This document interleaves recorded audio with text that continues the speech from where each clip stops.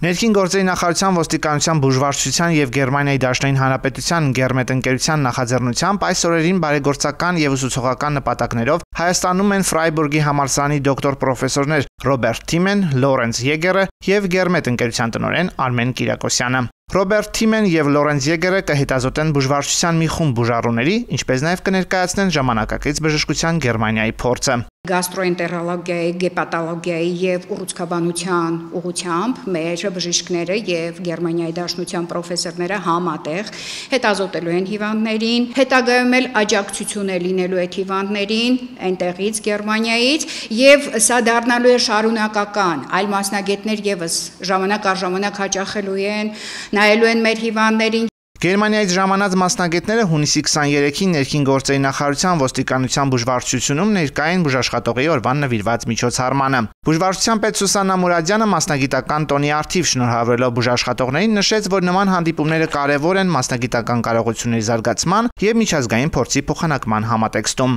Ռոբերտ Թիմեն եւ Լորենց Եգերը ներկայացրեցին հիվանդությունների հայտնաբերման, կանխարգելման եւ բուժօգնություն ցուցաբերելու գերմանական փորձը, ինչպես նաեւ պատասխանեցին բուժվարչության աշխատակիցներին հետաքրքրող հարցերին։ Սուսաննա Մուրադյանը բարեգործական առաքելության համար պատվոգրեր հանձնեց Գերմանիայից ժամանած հյուրերին։ Բուժաշխատողի օրվա կապակցությամբ ապարգևատրվեցին նաև ներքին գործերի նախարարության ոստիկանության բուժվարչության մի շարք աշխատակիցներ։